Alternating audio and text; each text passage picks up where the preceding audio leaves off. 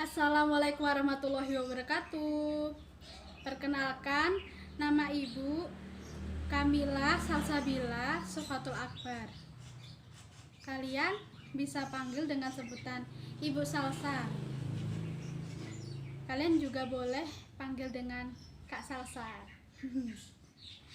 Tempat tanggal lahir Ibu di Kediri 11 Desember 1998.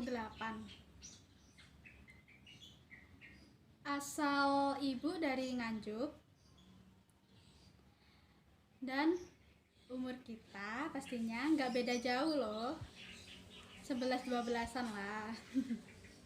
Hobi Ibu yaitu menari dan menggambar. Oke, cukup sekian perkenalan dari Ibu. Selanjutnya Ibu akan mengabsen kalian.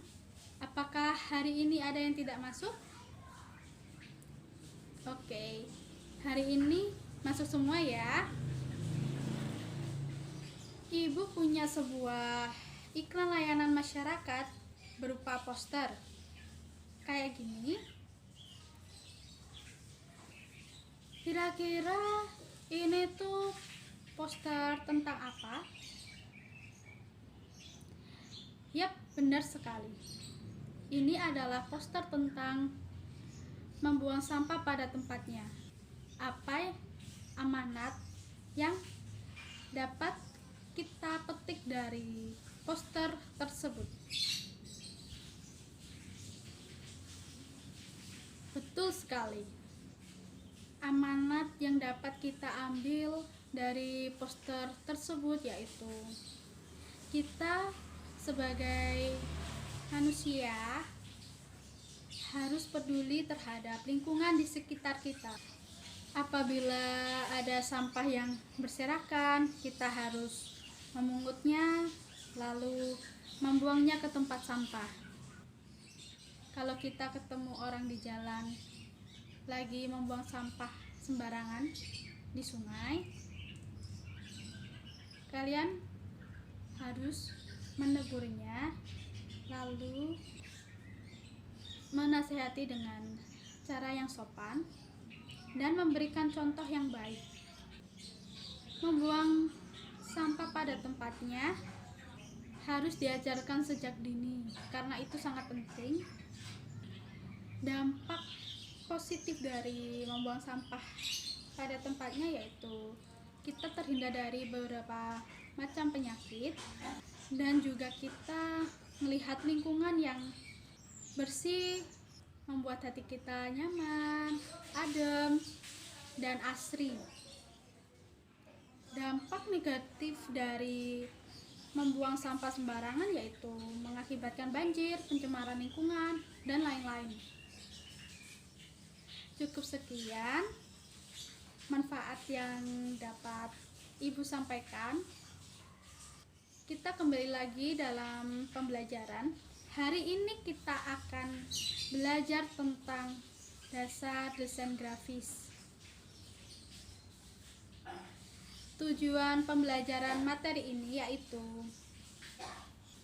dapat mendeskripsikan pengertian dari desain grafis dan dapat menentukan unsur-unsur tata letak desain grafis. Ada garis, ilustrasi, tipografi, warna, gelap terang, tekstur, dan juga ruang. Langsung saja kita mulai pembelajarannya.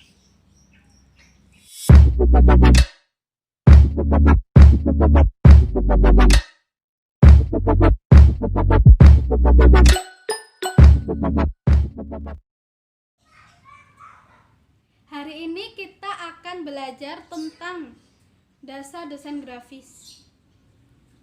Yang pertama, kita akan belajar tentang pengertian desain grafis. Grafis dapat diartikan sebagai goresan yang berupa titik-titik atau garis yang berhubungan dengan kegiatan cetak-mencetak. Dan desain dapat pula diartikan sebagai bentuk rumusan dan suatu proses dalam pemikiran.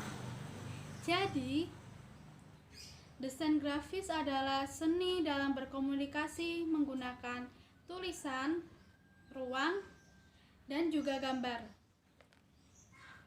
Untuk selanjutnya kita akan belajar jenis-jenis desain grafis. Ada 9 jenis desain grafis, yaitu yang pertama drafter, yaitu fungsinya untuk membuat rancangan bangunan atau yang berkaitan dengan arsitektur. Yang kedua ada editor, fungsinya yaitu untuk membuat cover atau sampul banner, stiker, logo, poster, kartu nama, dan lain-lain.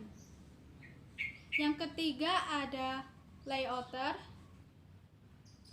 yaitu fungsinya untuk membuat tatanan pada letak koran atau majalah agar kita mudah dalam memandang dan enak dalam dipandang.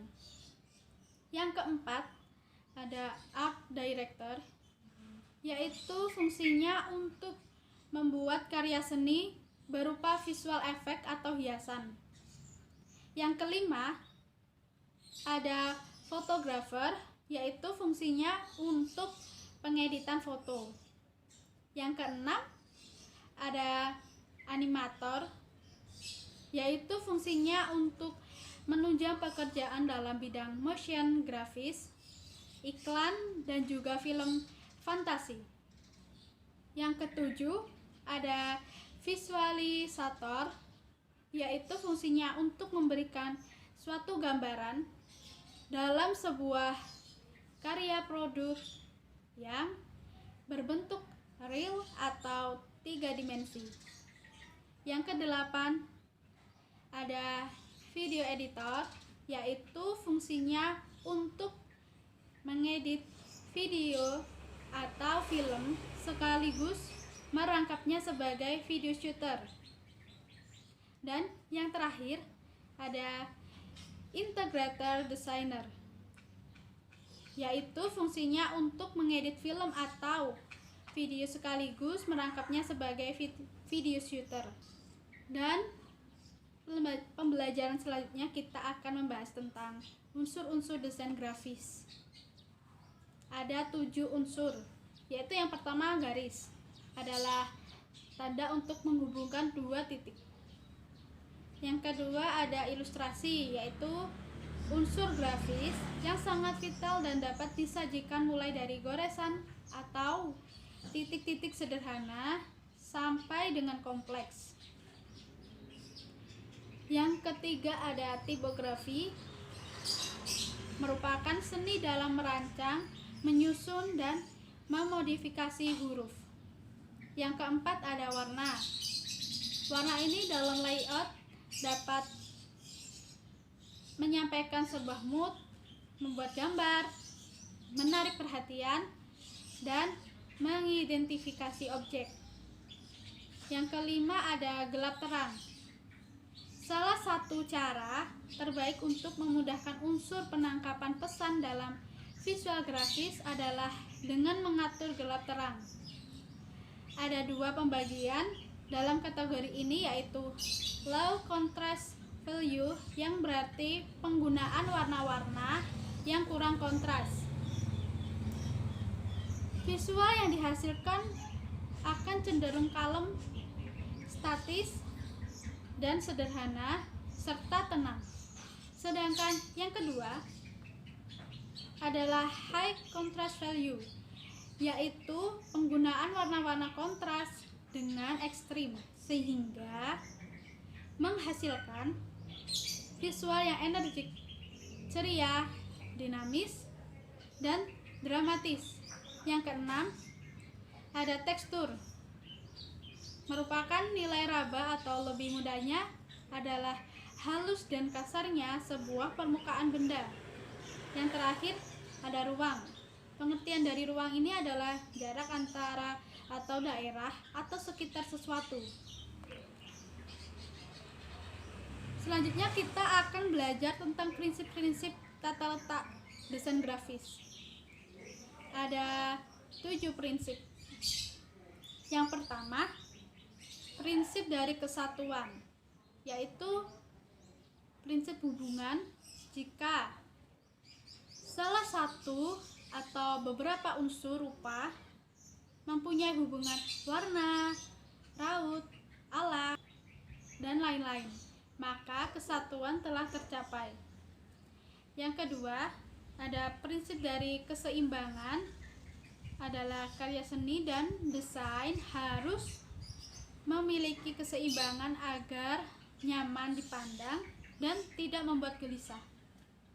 Yang ketiga, ada proporsi, yaitu termasuk prinsip dasar tata rupa untuk memperoleh keserasian.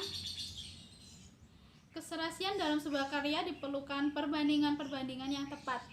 Pada dasarnya, proporsi adalah perbandingan matematis dalam sebuah bidang. Yang keempat, ada prinsip irama, yaitu hubungan pengulangan dari bentuk-bentuk unsur rupa.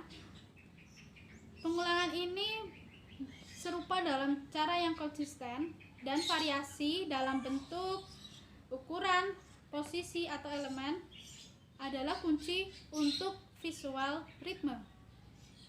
Yang kelima, ada biasanya diberi penekanan atau fokus cukup satu, karena apabila terlalu banyak fokus dapat mengurangi penekanan dari objek yang ingin ditonjolkan tersebut. Yang keenam, ada prinsip kontras, yaitu menghindari elemen desain dalam halaman yang tampak serupa apabila elemen jenis tulisan, warna, ukuran, tebal tulisan, spasi tidak diinginkan serupa, maka buat elemen desain tersebut saling membedakan. Dan yang terakhir, ada elemen visual yang berulang dalam sebuah desain dapat mengulang-ulang warna, bentuk, tekstur, ketebalan garis, jenis tulisan, ukuran, konsep grafis. Untuk pengulangan elemen visual ini mengembangkan komposisi dan memperkuat desain dalam kesatuan komposisi. Selanjutnya kita akan membahas tentang dampak positif dari desain grafis, yaitu yang pertama, dapat memperkenalkan karyanya melalui media internet. Yang kedua, karya yang berwujud foto bisa terlihat lebih lembut dengan melakukan proses pengeditan. Yang ketiga, program desain grafis menghasilkan sebuah karya yang mempunyai sebuah rasa dari penciptanya. Yang keempat, komunikasi menjadi lebih mudah di antaranya para desainer di dunia untuk bertukar ilmu. Yang kelima, memberikan fasilitas yang lebih mudah untuk menjual maupun membeli hasil karya seni yang telah diciptakan. Dan yang terakhir, kita akan belajar tentang dampak negatif dari desain grafis. Yang pertama, karya dapat dicuri atau biasa disebut sebagai plagiat. Yang kedua, sebab perkembangan teknologi yang semakin canggih, jika desain grafis manual akan lebih mudah ditinggalkan. Nah, cukup sekian pembelajaran yang Ibu sampaikan.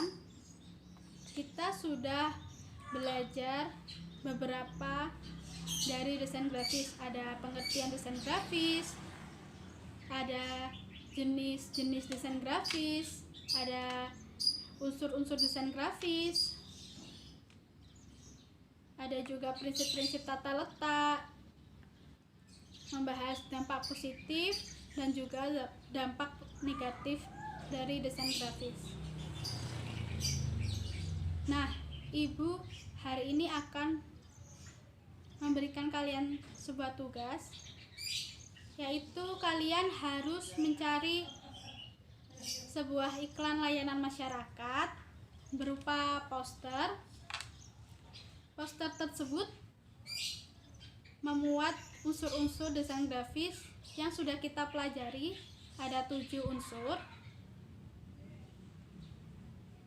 Kalian bebas memilih tema dengan poster apa. Waktunya 15 menit.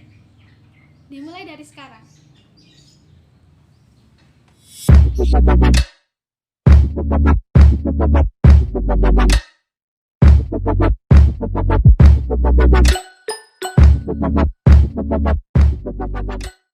Kita hari ini sudah belajar banyak sekali tentang dasar desain grafis.